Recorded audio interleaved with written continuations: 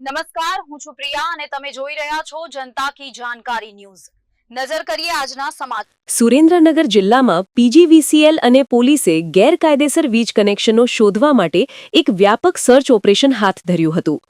આ ઓપરેશનમાં પીજીવીસીએલની 460 ટીમો અને 400થી વધુ પોલીસ કર્મચારીઓ જોડાયા હતા। આ સર્ચ ઓપરેશન લીંબડીના ચોરણિયા સબસ્ટેશન વિસ્તારના ગામો તેમજ સાયલા તાલુકાના નોલી અને લાખણકા ગામમાં ચલાવવામાં આવ્યું હતું। જિલ્લા પોલીસ વડા ડીવાયએસપી, પીઆઈ, પીએસઆઈ અને કોન્સ્ટેબલ સહિતના અધિકારીઓ અને કર્મચારીઓ આ કાર્યવાહીમાં સામેલ હતા। કાર્યવાહી દરમિયાન બુટલેગરો અને અસામાજિક તત્વોના ઘરોમાંથી મોટા પાયે વીજ ચોરી ઝડપાઈ હતી। ખાસ કરીને લાખણકા ગામમાં સરપંચ સહિતના કેટલાક લોકોના ઘરેથી ગેરકાયદેસર વીજ કનેક્શનો મળી આવ્યા હતા।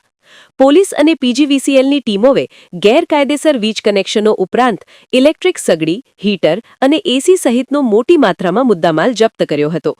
સુરેન્દ્રનગરના એસપી પ્રેમસુખ ડેલુએ આ અંગે માહિતી આપી હતી। સુરેન્દ્રનગર રિપોર્ટર મહેશભાઈ ઉતેરિયા।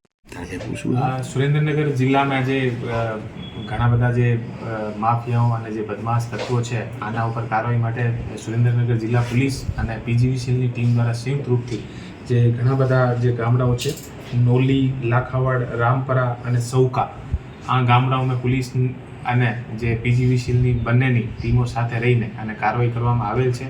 અને કાલે જે કાર્યવાહી અત્યારે જે અમે લોકો કાર્યવાહી કરી છે આમાં પીજીવીસીએલની 120 ટીમો હતી અને પોલીસની અને સાથે 300 આસપાસ પોલીસ અમે હું જાતેથી અને એએસપી શ્રી અને ડીવાયએસપી લીંબડી અને એલસીબી અને એસઓજી તમામની ટીમો સાથે રહીને અને ત્યાં કાર્યવાહી કરવામાં આવેલ છે। અને એ ગામડાઓને લગભગ 2.53 યાની 2.5 કરોડનો દંડ પીજીવીસીએલ દ્વારા આ લોકોને ફટકારવામાં આવે છે।